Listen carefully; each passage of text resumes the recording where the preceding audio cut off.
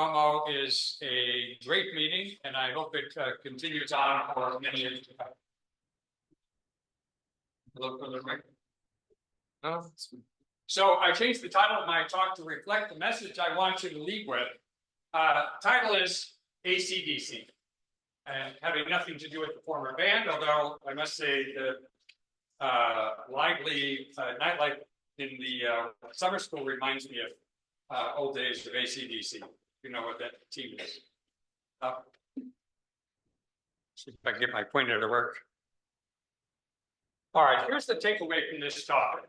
First of all, I will introduce to you a class of matter waves you're almost certainly not familiar with unless you were in the summer school, then you're a little bit familiar with, or a couple of you have heard me talk before about this.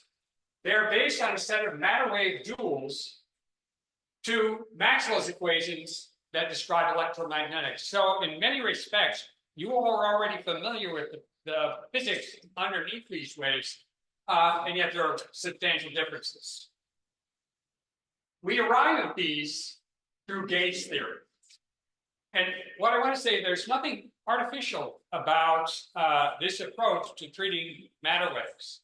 In fact, the solutions to the matter waves I'll be talking about today are a correct description of a phenomenon, of a physical phenomenon, as much as are the solutions to Schrodinger's equation. And the de Broglie wave character that you know and already love, epitomized, say, by atoms coming out of a DC, that's simply the DC version of the more general Maxwell matter wave. So there is a very still larger world with AC matter waves, hence the name of the talk, AC/DC. So chapter one, the so what factor, what got us thinking about these things in the first place. So we know how to exploit Broglie matter waves. The prototypical system is an atom interferometer for, say, inertial sensing, measuring accelerations, for example. And you know how that goes, probably. We heard about it yesterday. We'll hear a lot about it today and for the future. Here's an atom beam. This is time going from left to right, space going vertically. We split the atom beam into two parts. We reflect, and then we recombine, and we get two output ports. And by measuring the flux of atoms out these two output ports, we can determine the inertial forces to which this interferometer was subject. So the key things is Rag or Raman light pulses are used to split, reflect, and recombine atoms. But in fact, in my view, this technique is hampered. This is pretty much what you see all the time, and it's called single pass. We split the atoms, reflect, we recombine, and in many systems, for example, we could have a very long lifetime of the atoms, but this system itself makes use only of the time of flight of these atoms.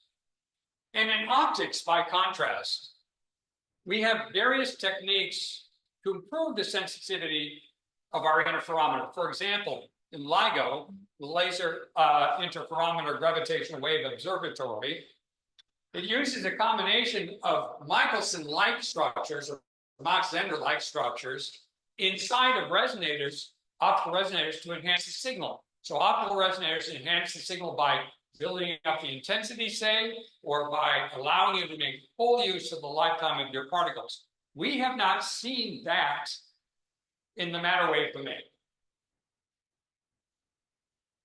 So until now, there have been no resonant matter wave interferometers because there have been no coherent matter wave sources. And by coherence, I mean, I spell it with a capital C.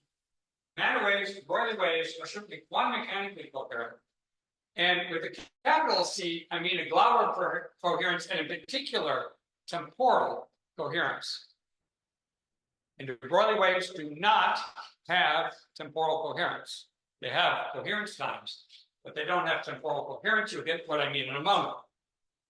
So imagine something I'm going to call a matter wave oscillator with a resonator using Gaussian beam mirrors and beam splitters. So this system, I'm making this up. I'm imagining it for the moment. I have some oscillator that emits temporally coherent matter waves, and I get them inside between a pair of mirrors to allow them to build up the matter wave intensity and to take advantage of the matter wave lifetime.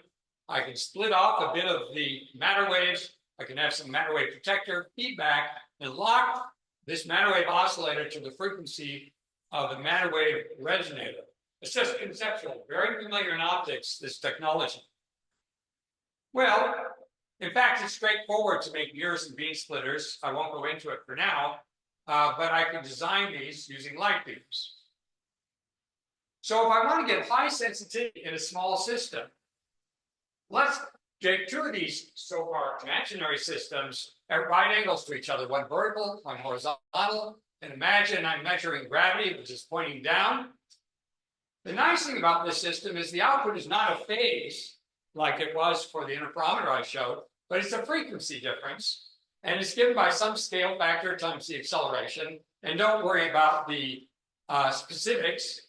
I'm interested in understanding how small, with what precision the system can measure gravity or an acceleration.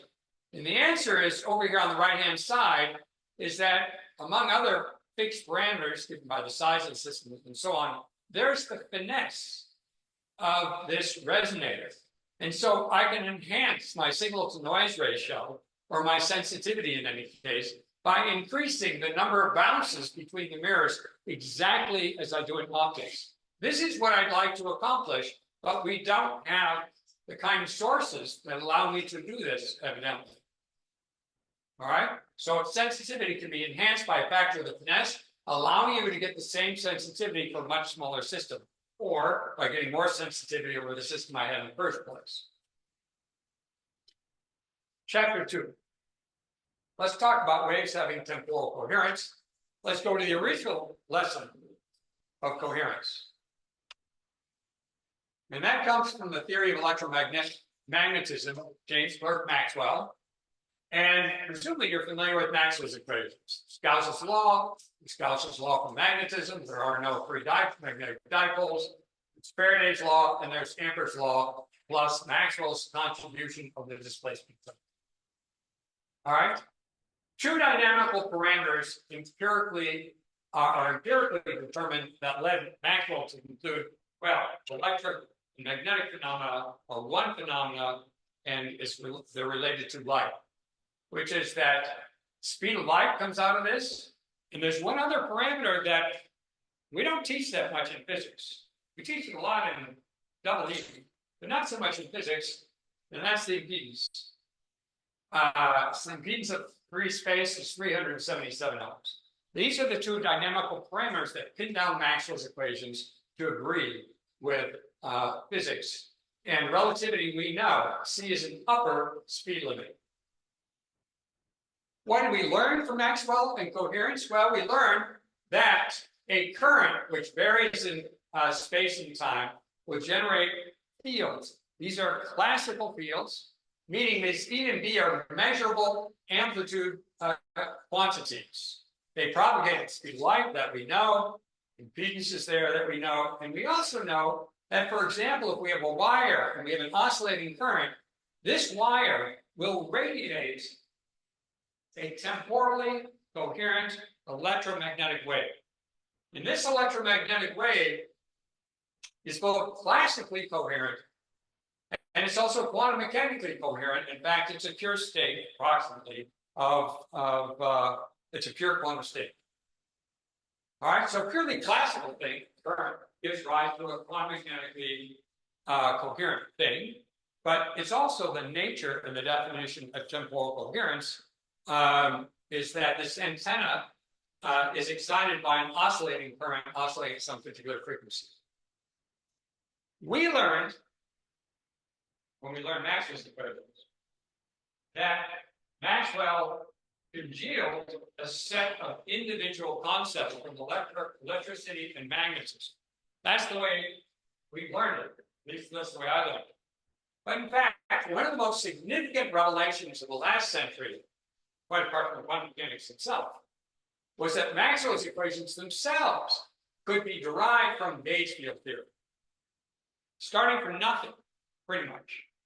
you can derive Maxwell's equation. We're not used to thinking about it that way, but it's the fact that you don't need to know about electromagnetism.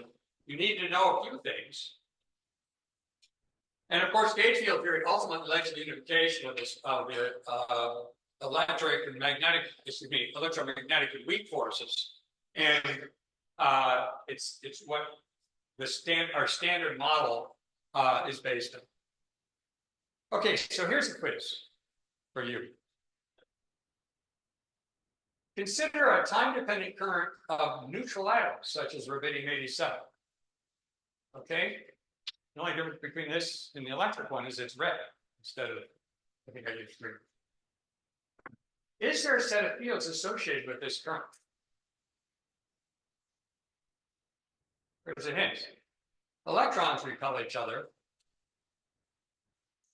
but so do cold rubidium atoms. They also repel each other. All right, electrons repel each other through Coulomb interactions through an exchange of photons. Ultra-cold rubidium atoms repel each other through Van der Waals interactions, exchange of, I'm not sure what at the moment. All right, but the point is they both repel. And here's the key, is that any set of interacting identical particles will have a corresponding set of equations that, when light is simple enough, and you do S-wave scattering or Coulomb scattering, it is simple enough, you'll get Maxwell's equations. Period. All right. So, of course, the Van der Waals interactions of ultra-cold atoms are ultimately electromagnetic. We're not inventing any new forces. We're not inventing any new physics. We're taking old physics and just applying it to a system we know and love well, which is cold atoms. When you apply field theory doesn't care so much what the origin of the interaction is, only that there is the interaction and that the interaction follows certain symmetries and so on. And as I say, in our case, simple enough so that we can treat it fairly in a straightforward way with gauge field theory. All right, so we're talking about S-wave scattering. And when I talk about currents and oscillating things, a kilohertz is a pretty high frequency. All right, and it has a pretty short wavelength when it talks to matter waves because it's so darn heavy. Chapter 3, gauge theory. I'm not going to go deeply into this by any means because it's just like teaching Schrodinger's equation all over again. Our approach to this has been very much recipe-like. So we're going to apply classical gauge theory, no relativity, no quantum mechanics at first. And the problem is, if you try to do this yourself and gave me enormous headaches, it's essentially all treatments, modern treatments of gauge theory incorporate relativity very early on in their derivation because they're trying to talk about particle physics and gauge fields and so on. But I want to toss out relativity. For that, you have to go to some old books if you want to learn about how people thought about it originally. And so our work was based on this, these notes by a fellow by the name of Nicholas Wheeler from Reed College back in 1981. And he's the only one I could find that dealt with applied gauge theory generally without invoking relativity. And what he shows is that you always reveal a family of Maxwell's equations. And one does field theory in 6 easy, quote, steps. All right. And this is just for record keeping for you. I don't need us to transfer any information about gauge field theory, except it's a recipe. And you can follow that recipe. And you start by writing down the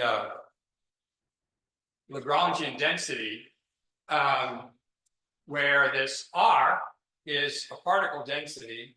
So this is a stream of particles, think of it. This S is Hamilton's principal function, and that you typically first start by identifying global gauge invariance, a constant added to this function S. And that just says, for example, if I have a ball and I drop it from this height, and I call this energy 0, and that potential energy minus mgh. I get the same thing if I want to call this energy mgh, right? And minus mgh and let it fall. Excuse me, plus mgh and get the term kinetic energy. I get the same answer. That's reflective of global gauge invariance. And then you add fields, a scalar and a vector potential to introduce local gauge invariance. And then you add interaction terms to Lagrangian and says, well, how do the fields in these particles interact? Well, we know that with Coulomb. And we don't know it specifically yet for cold atoms too much, but we know some fundamental things. We know about physics, so we can answer that question in fairly straightforward ways. And finally, to Lagrangian, we add an energy contribution of the fields themselves. The fact that the interaction between atoms or between electrons represents stored energy somewhere in the field. And then you can use Hamilton and Jacobi equations to find all the fields and conditions. And so what I want to emphasize is that gauge field theories, as say, can be applied to any identical set of particles that interact and to the extreme superballs. All right, so rubber balls and superballs, and you know that because they're rubber, they can interact. And this picture here also defines some very useful things to keep in mind for a portion of this talk. The left side of this system has a wall which is vibrating at frequency nu. So whenever you see a nu, it is the AC that I'm talking about, the alternating current frequency I'm talking about, because there are other frequencies involved here too. And then because these balls interact, I can expect that this vibrating wall causes some balls to fall off, and they roll down this potential. They gain kinetic energy, and they might even be far apart when they're moving quickly. But when they roll back up the hill, for example, they remember that they were earlier vibrating. There is an interaction energy corresponding, and somehow there's bookkeeping in here of keeping track of this interaction energy, which is tied to this frequency nu. The other thing that's key that does not happen in BECs, the de Broglie matter waves, is that this temporal behavior is global. This frequency that's all around the left-hand side of the wall is going to be the same frequency that atoms knew about on the right-hand side over here and everywhere in between. This is what makes things temporally coherent, is that this is global. Notice that the energy of the balls is not global. It changes, at least the kinetic energy, changes between here and here. They speed up, right? So if you're thinking of quantum mechanics and you have the energy of the system on e to the I omega t, for example, that omega, is depends on your origin, where you decide to start things from. But this nu is global. It's fixed and not arbitrary. It's determined by some boundary condition in the system.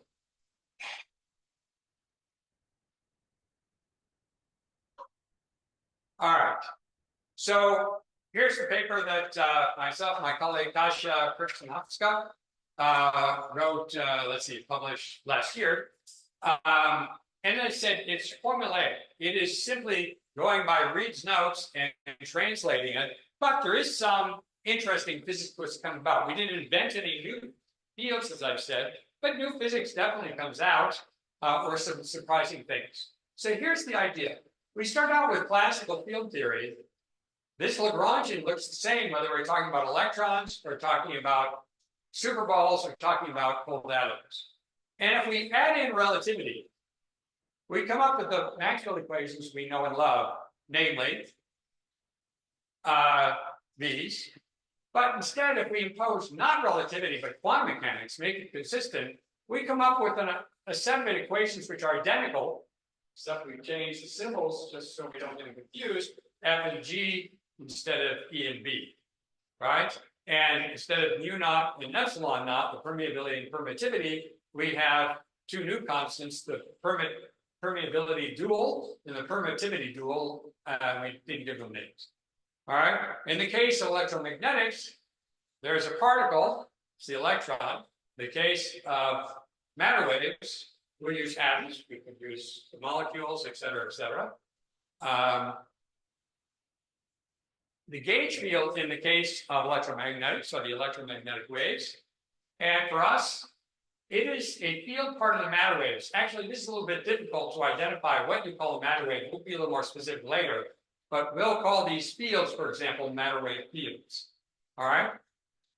And there are just two parameters which turn Maxwell's equations into Maxwell's equations. Speed of light and the impedance of free space. That's it. Or the permittivity, permeability, they're equivalent, right? Because these two are directly related to those. What about over here on the right-hand side? It turns out that the velocity is tied to particle group velocity. Maybe not surprising. And that the impedance is in fact Planck's constant, h bar. And that might be unexpected. And the units of h bar are impedance of energy per particle per time, excuse me. Yeah, energy per particle per unit time. All right. And so h bar is an impedance. And these two parameters will define our Maxwell's equation duals. All right. So instead of a current of electrons, we have a current of rubidium atoms, say traveling in the x direction. Oh, I might change it to z, I forgot one. And for example, a single mode will have the form of this plane wave. We like real fields, so we later will add the complex conjugate in there. And we can turn this into a current instead of a vector. We can turn it into a scalar quantity if we like. And this current, what's the difference between this and a VEC current? I'll try to be more specific later. But this current is oscillating back and forth. Here's the frequency nu, wave number k. All right. So again, instead of bringing in relativity to the speed of light, we incorporate quantum mechanics utilizing the group velocity of the particles. All right. So group velocity is given by 2h bar omega divided by m, where omega is the Planck-Einstein frequency, and k is the wave number given by the frequency divided by the group velocity. This is not the de Broglie wave number.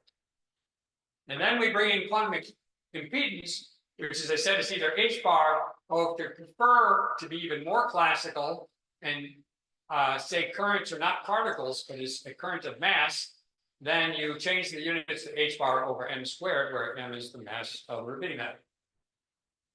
And later we'll define a potential so that we'll have potential and current, like we're kind of at home with in electronics, for example. All right, so we have some Maxwell's equations, but they are different.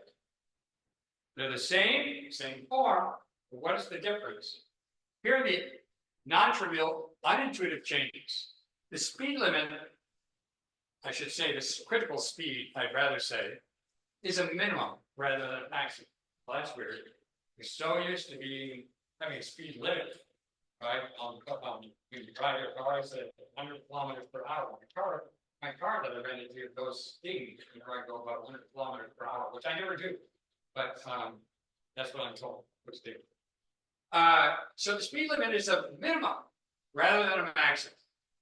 It's also dispersive rather than independent of frequency. So in place of the speed of light, we call it V0, and it depends on the oscillation frequency nu, and it's given by the minimum velocity is given by the group velocity of a particle having energy h bar nu.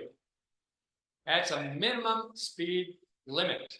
So if I oscillate into kilohertz and I have rubidium atoms, that gives me the minimum speed limit, just playing with all the speed of light, but the backwards. Why it's in the minimum? Here it is. You look at my hands and hope that Zoom picks up the camera. We think of a current out of a VC. I want to have to switch hands here. So moving from left to right. All right.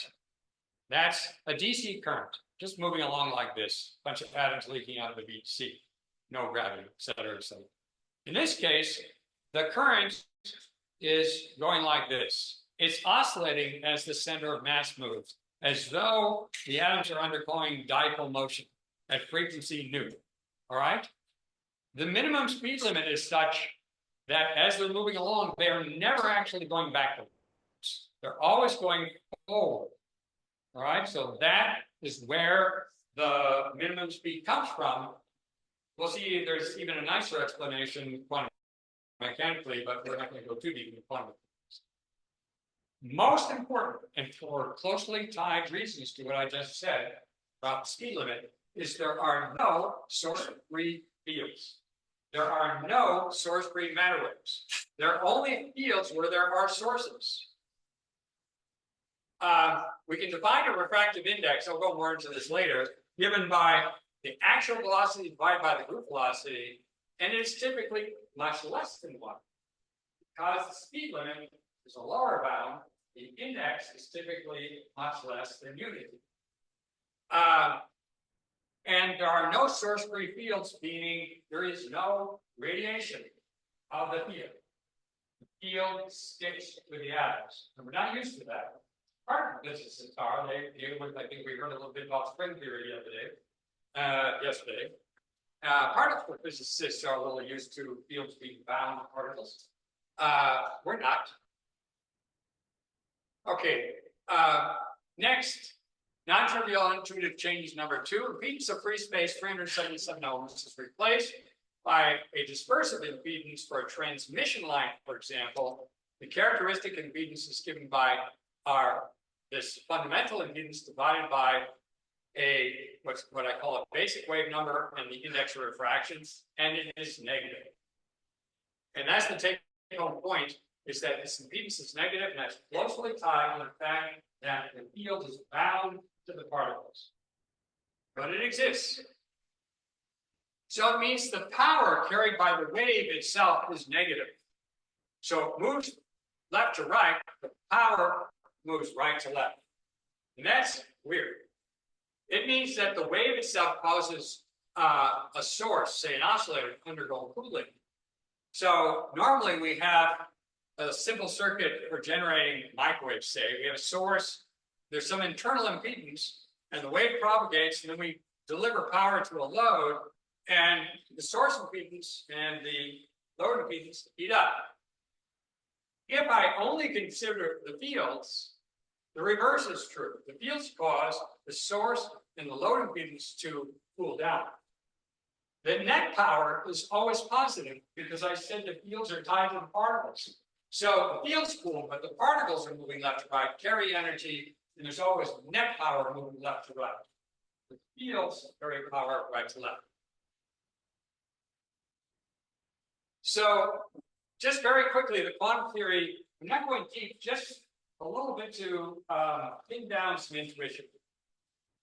The quantization of the gauge field leads to a gauge boson, analog of the photon, and we just call it the matter-on, a boring term. I haven't actually found it useful to think about it separately, except pedagogically, because the photon is radiated in electromagnetics. It has an identity of its own, and you catch a photon, you don't care, or you don't know where it came from, right? It's all by itself. Here, that never happens. The matter-ons are bound to the atoms, but it's still useful, again, for pedagogical reasons, to think of it being a particle when you're counting things. So they're never free, they're bound to the atoms, and that's corresponding, their energy is negative. Chapter 4. Okay, finally read the matter waves. Maxwell matter waves equations look, you can combine Maxwell's equations into wave equations. They look identical to Maxwell's wave equations, except there's never a time when they're homogeneous. All right, you have to have the sources there to have the fields. All right, and so this C0 is the permittivity dual, and that's given by 1 over h bar nu 0. I mean v0. Excuse me. This is the, remember, this is the speed limit, and the permeability dual is h bar over the speed. Very simple relationship for the permittivity and permeability duals. Now, these are classical wave equations. They involve fields F and G, as well as current and particle densities that are all classical, all measurable amplitude, exactly as you find in electromagnetics. And therefore, these are certainly not quantum in that sense. They are definitely classical. Nevertheless, they are consistent with quantum, as we'll see. All right. So these are not classical versions of some Schrodinger equation, but in several respects replace Schrodinger's equation in the sense that they can be followed by second quantization in the same way as is done for electromagnetics to get the quantum theory of these fields. So let's talk about single mode matter waves. So the key is this. As the case for electromagnetics, matter waves are created by oscillating current. And I already told you how to think about this current physically, so I won't go over it again.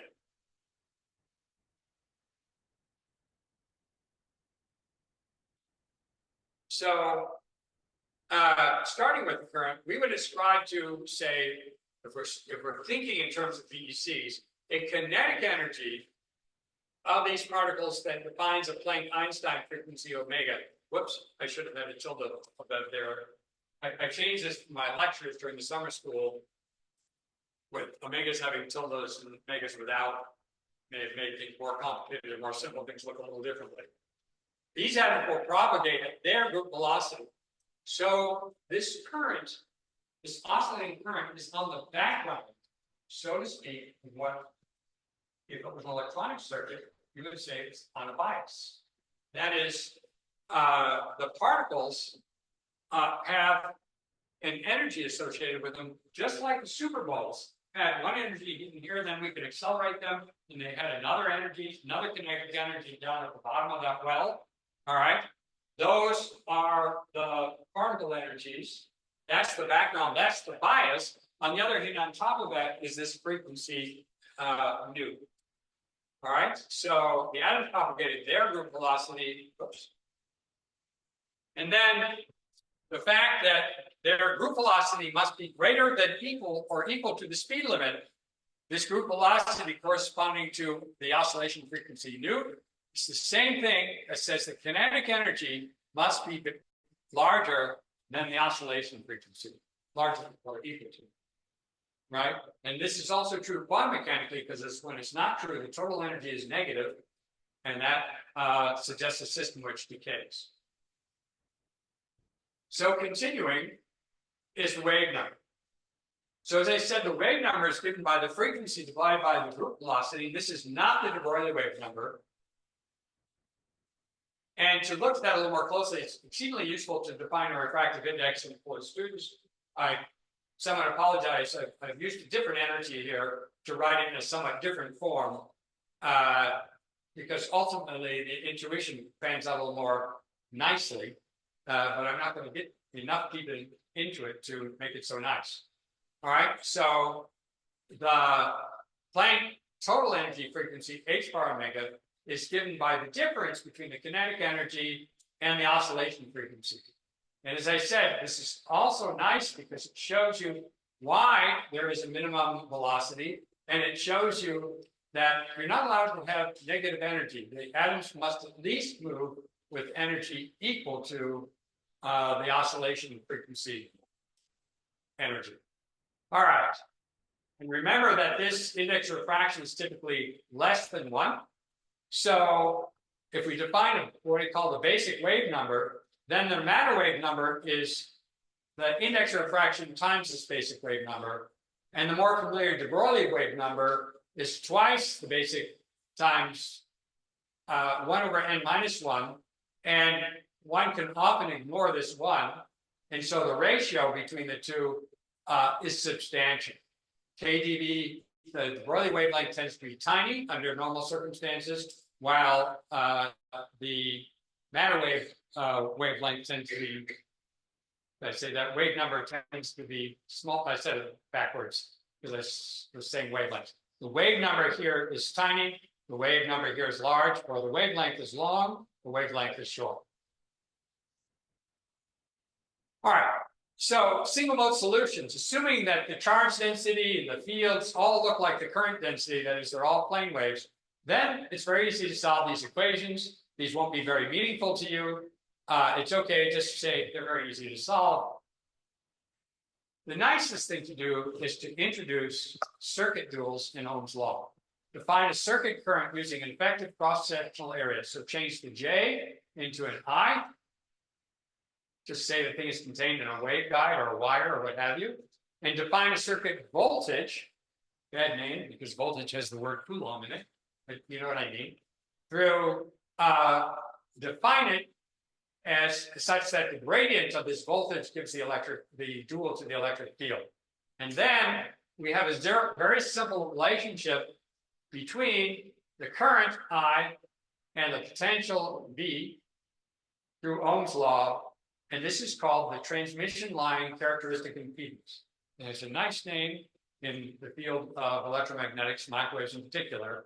So the characteristic impedance is given by negative, that's very unusual, h bar divided by the index of refraction times the basic wave number squared.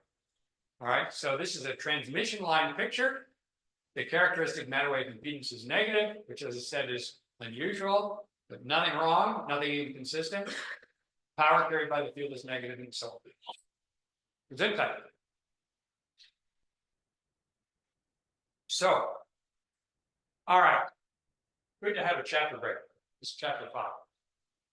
We read that because all of that was equations. Now let's get to some physics. Asking about the properties of these waves. Let's start with the Mach-Zehnder interference system. Here's an input beam, split it into two. I have a delay line, and then I have two detectors that I arrange so that when this delta L is 0, this one's dark, this one's bright. And I ask, how much do I have to change this length to go from a bright fringe to a dark fringe?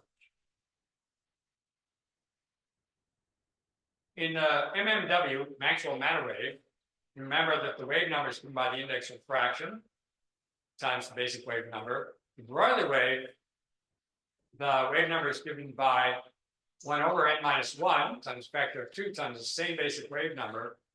Whoops.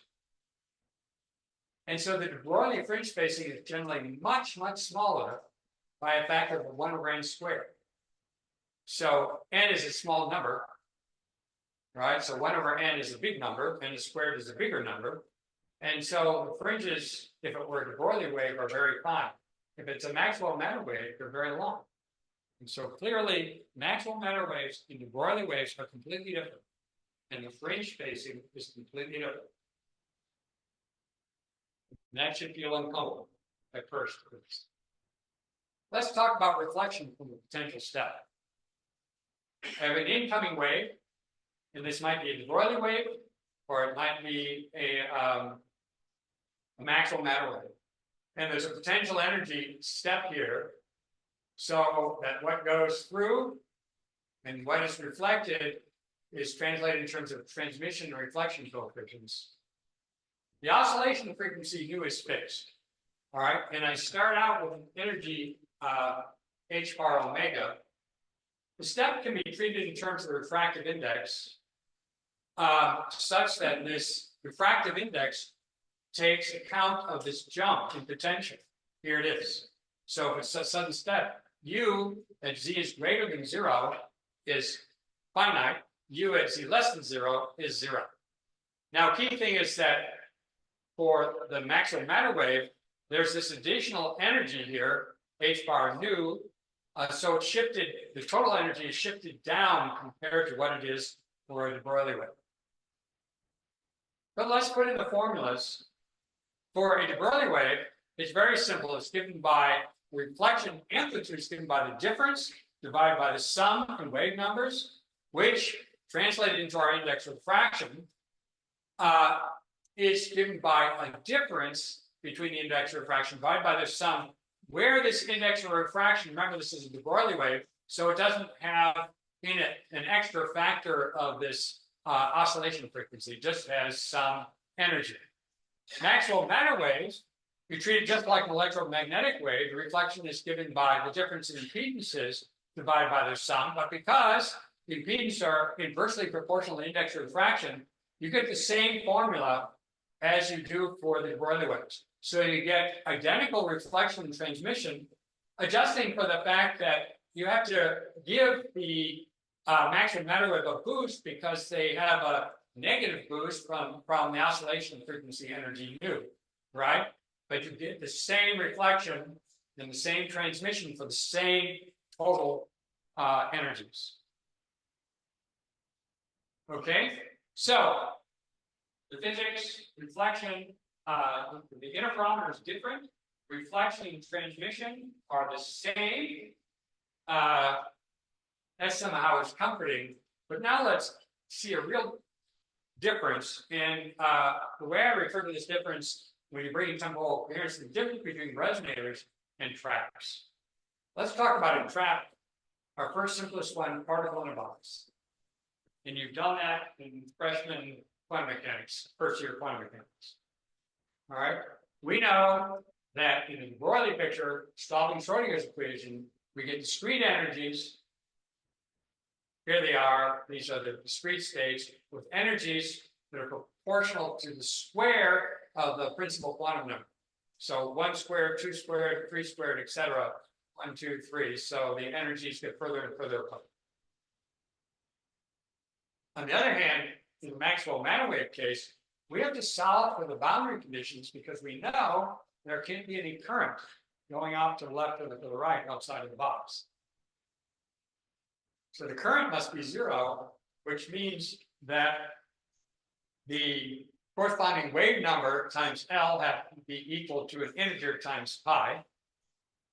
And you find that there are energy manifolds. So in the fundamental mode, for example, can have any energy above a minimum.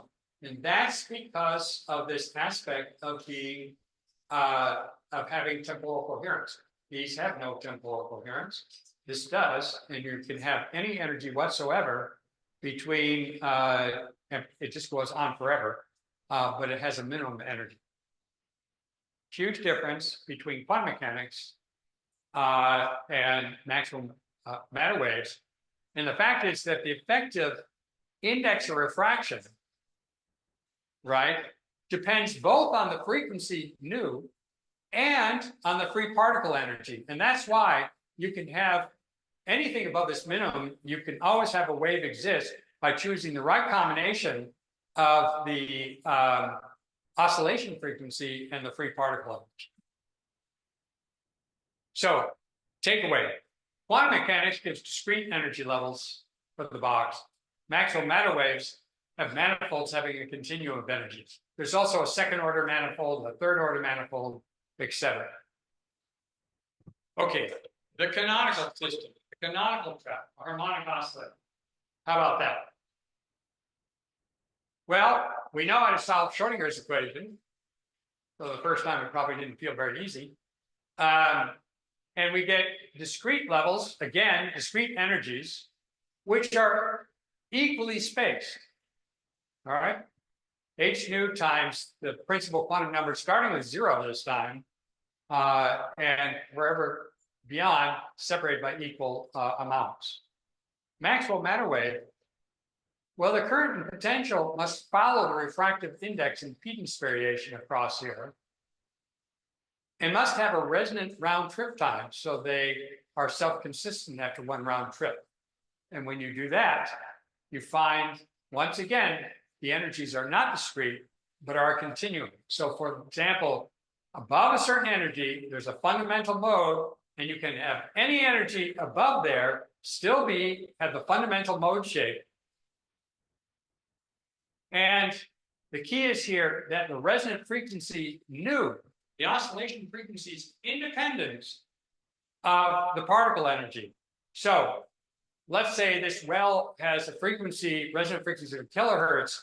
You can have just faster and faster particles will give you the same fundamental resonant frequency at a kilohertz with higher and higher particle energies. Again, it's a continuum. And this is like the oscillator we know about in classical mechanics. You start out wall in a harmonic potential roll, And that ball will rotate, as you can go back and forth at the same frequency, independent of the initial height I started at. Same thing here, above the minimum. All right, so the Gaussian fundamental can have any energy above a certain minimum. All right, and now I'm just going to give you a brief look, a concept look at how to generate Maxwell matter waves. And it comes from an arena many of you will be familiar with, but in a different context. So a laser is an example of a driven oscillator that generates electromagnetic radiation. It has key elements. The power supply, something that supplies atoms in the excited state. Those atoms provide gain.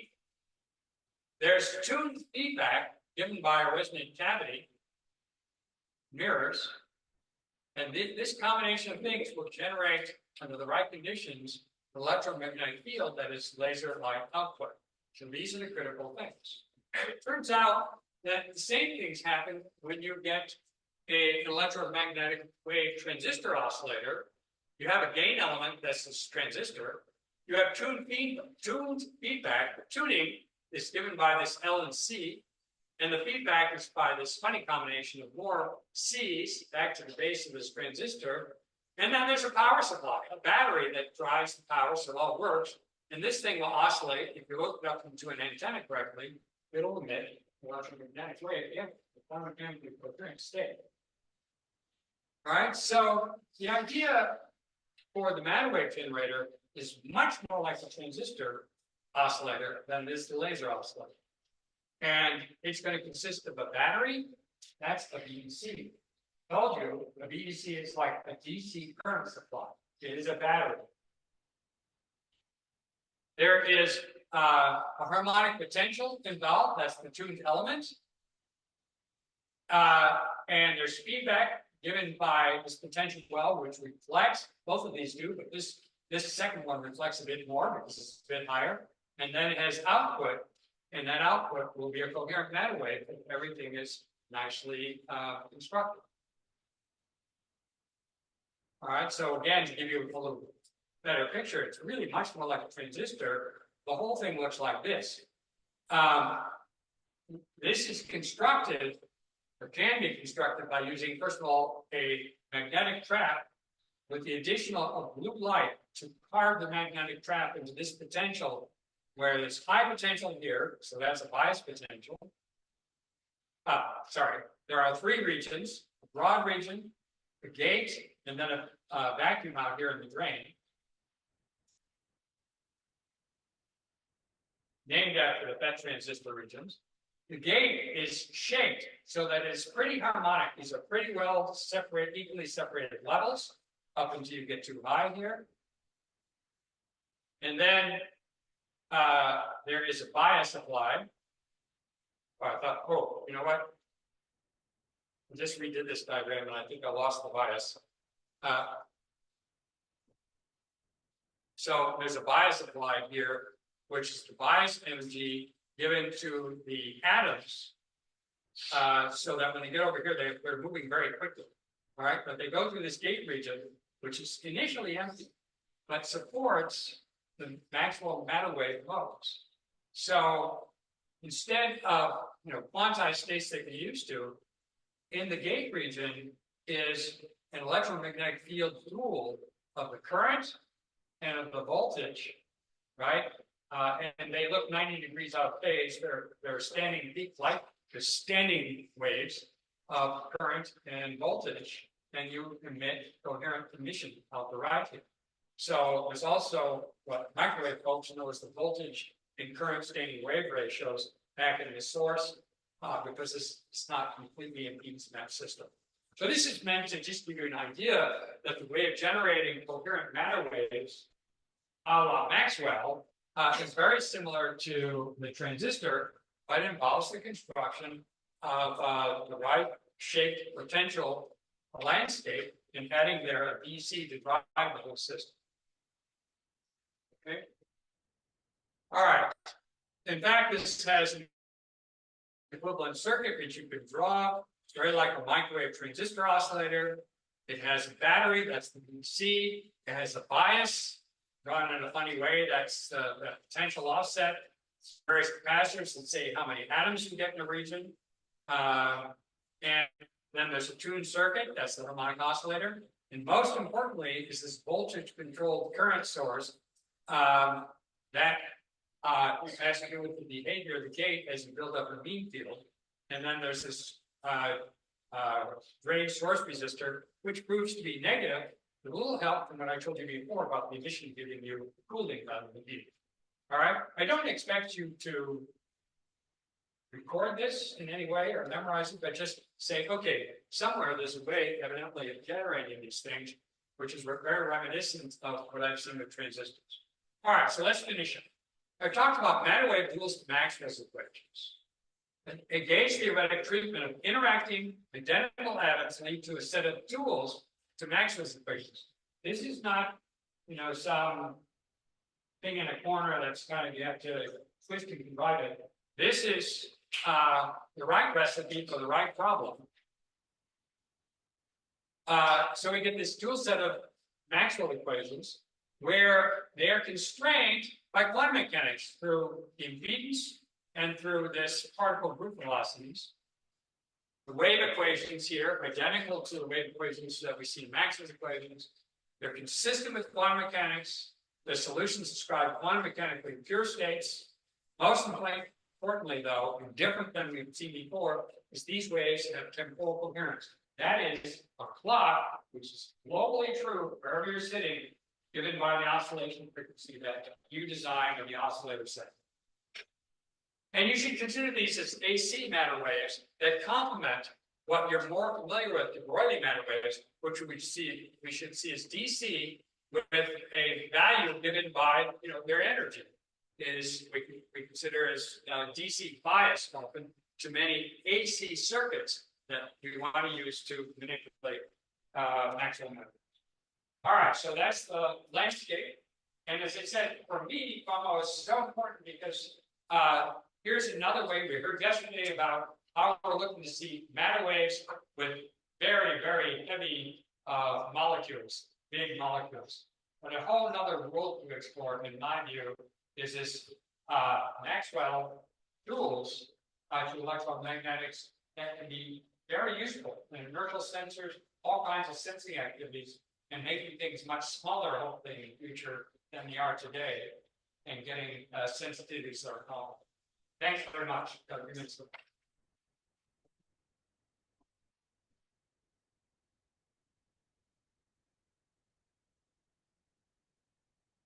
Yeah, certainly was a nice talk. Also about humans and social systems. So I remember when we had when physics, you had something polarized, and then you had to continue the polarized beam, and then you're really in a spin vector, and then the spin would go conceptually like a star. Now it's important to just look into the temporal coherence. Makes philosophy narrower, no philosophy, people look out of the things, but the spin state. Yeah, but then you somehow like a dog, and so well, people, I think that people are allowed to talk about temporal coherence there. As you have as a transition from can compare laser with just standard band and speak about them. Laser for sure, spin echoes for sure, although I don't know what stage you put the neutron will live with thermal or not. And But I mean, if I compare, that's right. You just have to plot. I won't. So if you have atoms in excited state and you put them in a superposition, let's say a superposition, there is a clock associated with atoms. All right. But and I agree that is a temporal coherence. Absolutely. Now we're talking about, for example, entering these matter waves, you no longer see the Broglie what we used to see. Now you see the coherence, and the fringes are completely different from what we've seen before, where the coherence is built into the, bad way of saying it, built into the state center of mass motion as opposed to the internal states of the atom. There's no internal state of the atom that's recording time. It's purely the center of mass motion that has a notion of time. That is what I haven't seen in the neutrons or any other particles.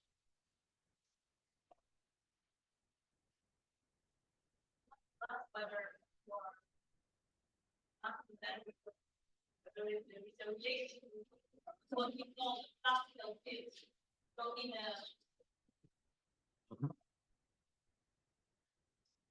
Thank you. So usually what we call classical field, we start from second quantized formalism. We have some matter field, and then in the limits in which the modes of this field are highly populated, we can somehow drop off the hat and we end up with a classical field theory. So I wanted to understand whether your formula is something to do or is the same as this. So whether it's limited to highly calculated modes, for example. Yeah, so in those techniques, correct me if I'm wrong, no theorist, but you change to C numbers, describing the population of the Schrodinger modes. And you can write down, you say that I have this wave function, and now it's classically populated with those large pool. I will note that it's possible, but exceedingly magnetically difficult to write down the wave function corresponding to what one of these matter waves, meaning the psi of x. All right, just as it is in electromagnetics, very difficult to write down the psi of x. And this is remember, coherence state. So the number, first of all, fluctuates. It's plus one distribution. It has a G2, which we're familiar with in optics. It is a different, we use a lot of the same language. It bothers me that they say it's classical. It is in the sense they have large population, but making a measurement of that classical number of the C number, you do just by counting the number of atoms. So at least I don't know another way to do it. Is that correct? You know another way other than counting the atoms. Whereas here, I can measure the E and B analogs or duals directly, at least in principle.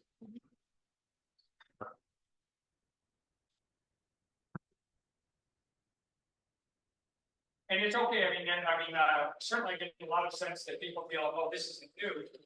But take your time and see if it really looks the same as what you've seen before. I struggled with it as well. Very excellent talk. My question is for laser. I think one of the important factor is that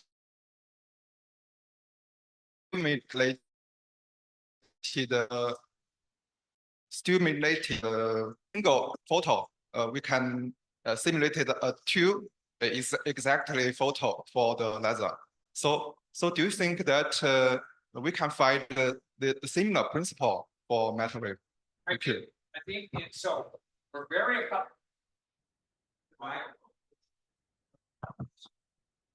very accustomed by this day to laser physics and talking about stimulated emission.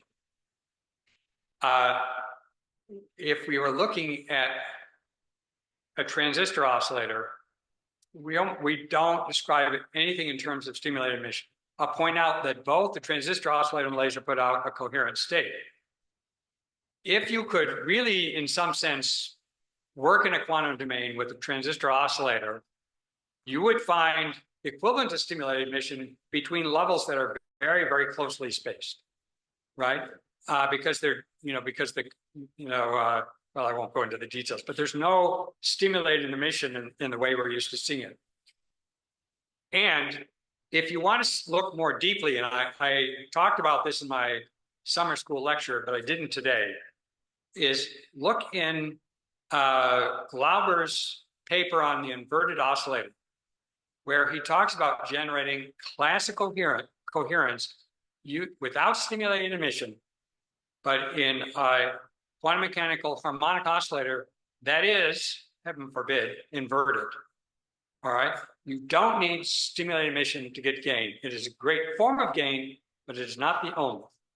And here, as I say, it's much more like Glauber's, the gain is much more like Glauber's inverted harmonic oscillator. It's the closest thing I could say. I hope that's a little bit helpful, but no, there is not stimulated emission in the gain process here. At least that's not the way to think about it. Okay. So intriguing talk. I'm still trying to understand some basic aspects. Maybe two short questions. The first one is whether you can give a little bit of a physical intuition, the standard definition of the current in matter waves. For example, for a freely propagating particle, that would be constant. It would not be oscillating in time. So could you maybe give a little bit of an intuition of how one thing is related to the other, to the standard definition of current for, and maybe then the second short question is that in your theory, if I understand correctly, the basic equations have a parameter which depends on the group velocity. It seems to depend, this fundamental parameter of the equation, on the actual particular state that you are considering for your system. And maybe also a related thing is that if you have a superposition of two long wave packets with two different momenta, what would you consider? Let me get at your first question because it's actually related to the second question. If I heard it correctly, correct me if I didn't, please. So first of all, by a transmission line in microwave, for example, I often bias it with a DC field to make transistors work, etc. Be biased at some voltage, right? That's similar to the fact that my particles have some energy, and there is a current in the transmission line that's DC first. Second, then when I send a wave down that line, all right, first of all, that wave is accompanied by motion of charges as well. That's a lot like we're doing here. The charges, our charges and our waves, that is the atoms and the waves, are tied together. Next is, if it bothers you that we had this this group velocity this minimum velocity that was dispersed, that depended on parameters, it's actually like that on a transmission line as well. That it has a different impedance, if you like, for different frequencies that I try to send down. And so in that sense, it's very much like what we see in electromagnetics.